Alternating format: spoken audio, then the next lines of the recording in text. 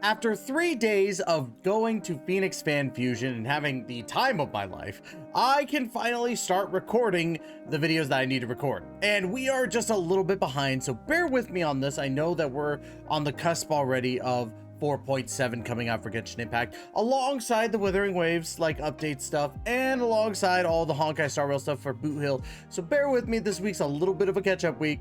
So today we're going to be talking about actually what happened in the 4.7 special live stream that we did get to react to, but we didn't get to record a condensed version afterwards. So I'm a little bit late to everything going on, kind of, sort of, you know what I mean? But anyways, before we get into that, make sure to hit that like and subscribe button down below and hit that notification bell to be notified of when the next Genshin Impact video comes out. And of course, leave a comment. Would love to hear y'all's opinions on the 4.7 live stream itself. And of course, I'm sponsored by the ever wonderful Gamer Subs. Make sure you use code TYSTAR for 10% off. Guys, this cup sold out. I talked about this in the last video. This cup sold out between the battle of Red Raspberry and of course Arctic Cooler. And I just got to ask you, if you bought one of these and got the free tub alongside it, which flavor did you get and why? Me personally, I probably would have picked Red Raspberry, but I do like both of those flavors. So tonight I'm rocking a fantastic junction of flavors, Blowhole Blast, and of course also a little bit, just a little bit of the Sakura Splash. So I'm done talking. I'm done chilling about, you know, Gamer Subs. Let's go ahead and get into today's video, right? As you can see, we're on the website for Game 8. I'm using them because they actually summarized everything. It's hard to find a website that actually like summarizes everything consistently. Like, and I'm not using IGN because, you know, IGN's a bunch of dummies. Let's go ahead and talk about the 4.7 special live stream. So we first got like a really cool trailer, obviously. And I think that this trailer, even though it is a 4.7 update, right? And what I mean by that is that normally the later updates are not like super crazy big. There is like usually one update like this update that is going to have story driven stuff when it comes to Conria. So it was really cool that 0.7 was going to be, you know, no exception to that. And we got really good stuff from here. But normally in the later half of the update series, these updates are not that great, right? But this one looks good so far. But first, the trailer was great. Loved it. Had a lot of hype moments in it, and yeah, I'm very stoked about it. Of course, you can see that we have banner details. Phase 1 is going to be Clorinde, which, oh my god, her burst and skill animations are insane. I literally ever since 4.6 with Arlecchino, they've been going ham on the budget, right? So Clorinde looks sick. We're getting a rerun of Alhaitham, which I think is a pretty good choice. And the reason being is that, you know, Clorinde and Alhaitham both are part of Aggravate team, or well, Clorinde is probably going to be a part of an Aggravate team, but Alhaitham is like the king of DPS for the Aggravate team. Now we could try the other side, probably pair Clorinde with a Nahida or a Kale or something. But we are also getting Sethos, which was the new 4-star that was announced, which I'm sad that he wasn't a 5-star. I honestly thought that Sejuin would be the 4-star and Sethos would be the 5-star, but I digress. That isn't my choice. But Sethos, you know, seeing him as a 4-star is still pretty cool. Cool that we're getting the character, right? But yes, that's phase 1. Phase 2, and I actually kind of called this because it's been a little bit since Fiorina was rerun. We're getting a Fiorina rerun alongside Sejuin. Now, Sejuin is going to be kind of like a battle healer, which I don't know how I feel about that. I don't think that I look at Sejuin and I go main DPS healer. Boom, I'm gonna do it. But I don't know. Maybe she's the next Kokomi. I don't know.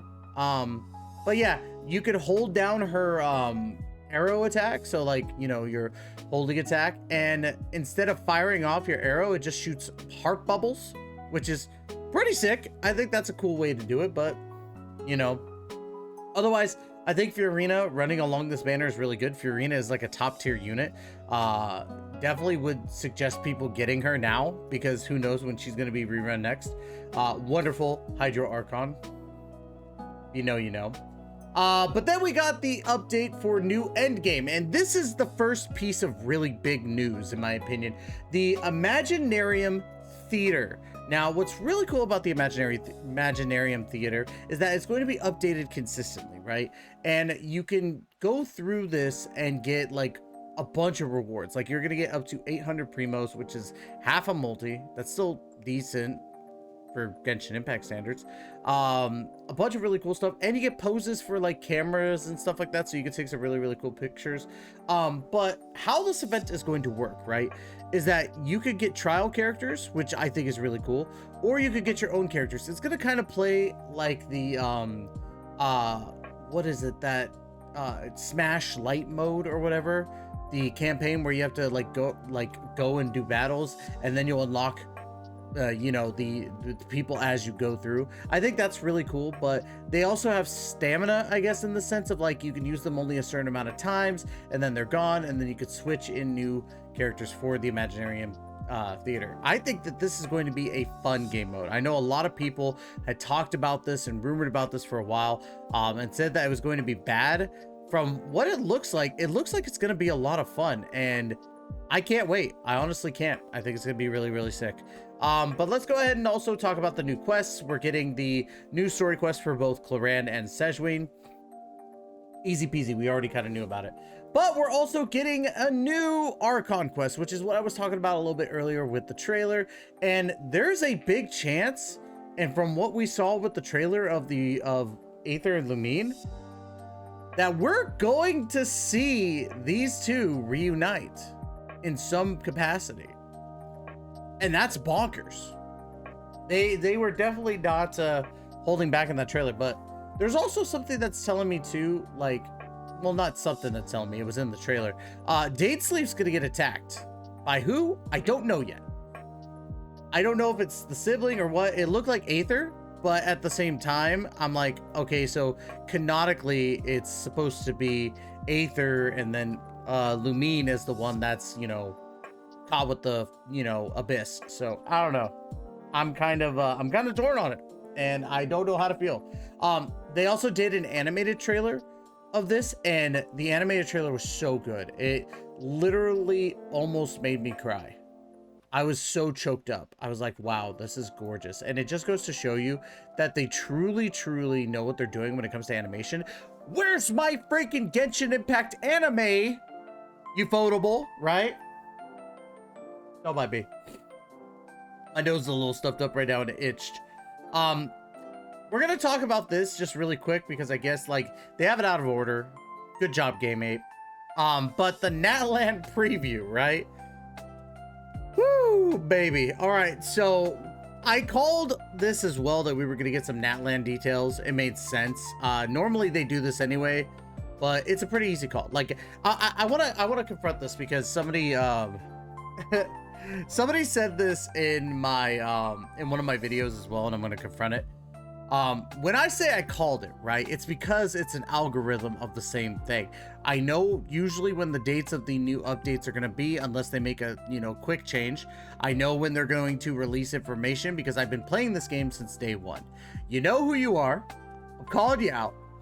Just because I made a comment about Wuthering Waves does not mean that I was saying Genshin Impact is scared of Wuthering Waves. I think quite the opposite. I think they want to show why they're the top company, and they're not just releasing all this just because of Wuthering Waves. However, I do think that the resin change and the update to the friends and stuff was in, you know, response to Wuthering Waves. It was developed for a while, but I think it was starting to be really pushed once Wuthering Waves announced their release date. It just seemed too coincidental. I know they usually put out updates, but I don't think the updates would have been that good. That's just me. Maybe I'm crazy. Okay. Tangent over. Let's get back to this. Natland, right? Natland looks really good.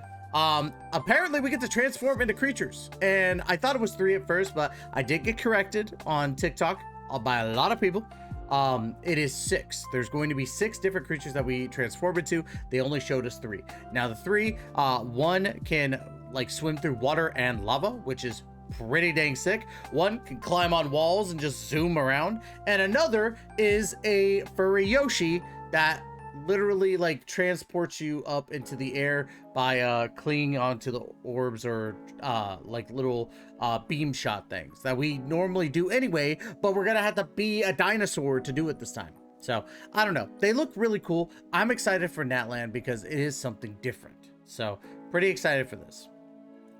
Now we're going to go ahead and dive into the weapons. We already know that the 2 new weapons are going to be Absolution, which is going to be part of the Clorinde banners, and of course the Silver Shower Heartstrings, which is going to be a part of the Sejwing banner, right?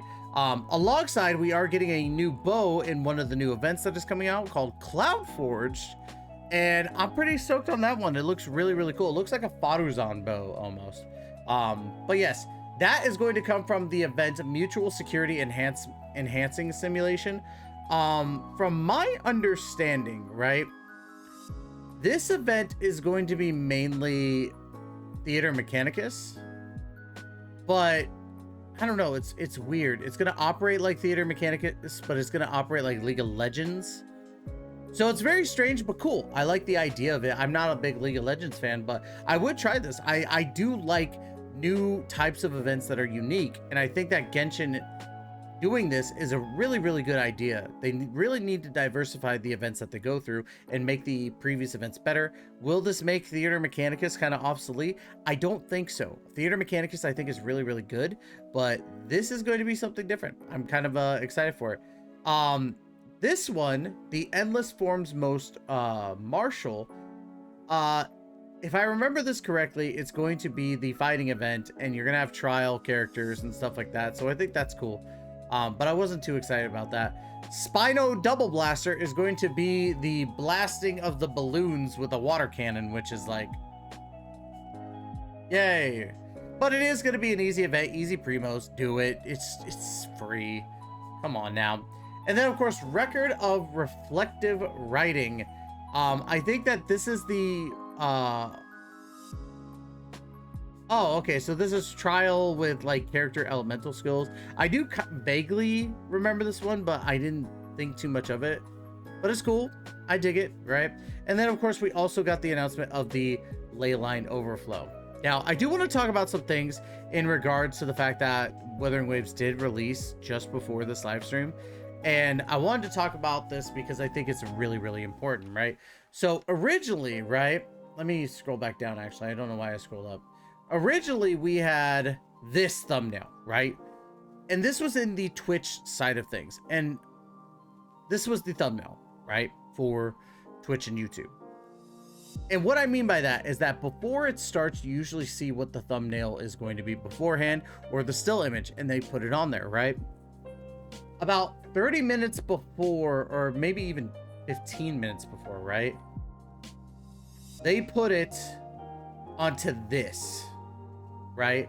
Or just basically the same thing. It was the same still image, just not the same words.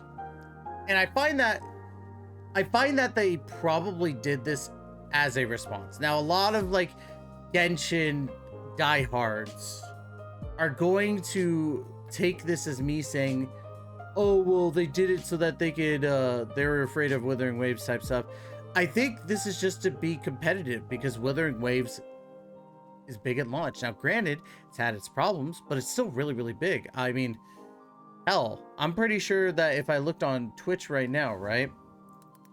Let's take a look at Twitch. If I looked at Wuthering Waves and how many people are watching / streaming it, if I can actually spell Wuthering Waves. As of this recording right now, it looks like there are 28.2k viewers right now. Genshin has, let's see, 1.5 right now. And that's not to say that Genshin's in a bad spot. I think that overall competition is needed. And I think Wuthering Waves is going to provide that competition to make Genshin better. Is it going to make more money this month? No, because they keep giving free 5 stars. And I think that's more important to me right now because I keep getting free 5 stars. But no, I digress. I think that this was a big tell that Genshin truly felt something. Now, I could be wrong. Maybe this was planned the entire time and maybe they wanted to do something different. That could be it. But I don't think so. I don't think that this was planned originally. I think they were just going to keep it on that Sejwing and Clorinde still image right here. And then they were going to show that image as like part of a surprise during the live stream. But instead, they wanted to build the hype and say, hey, let's switch the thumbnail. and get them hyped up and make them be like, oh yeah, Wuthering Waves could never type thing. So I don't know, I could be wrong. And then not only that, but a lot of people are I want to say that if you like Genshin, like Genshin. If you like Wuthering Waves, like Wuthering Waves. If you're like me and like both, like both. There's nothing wrong with liking both, especially right now since it's going to be extremely competitive now. But I think that a lot of people are into this whole, like, you choose one side and one side only. And we're defending companies, right? Why can't we just play the games that we like to play? It's as simple as that. That's really all I can say. I'm like, my billion-dollar company needs me to save it. My other company needs me to save it too. We're going to fight to the death. Nobody cares. Nobody actually really cares, man. Just play the game. Play both games. Have fun with it. Who cares? They're both fun and they have their own uniqueness to it. So I'm off my tangent again. This is for another video that I want to do later on. But when it comes to the 4.7 live stream, I really did enjoy it. I think that this was a really, really good live stream compared to normal.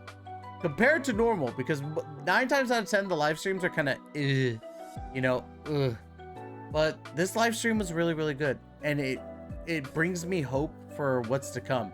Especially, again, now that they have a competitor. And of course, that's going to be it for today's video. Don't forget to like, comment, subscribe, and let me know what you think about 4.7. And also let me know if you bought yourself some gamer subs today. Make sure to drink up, stay hydrated, y'all. Anyways, that's going to be it. Love you all to death. And as always, we'll catch you in the next video. Please take care and be safe.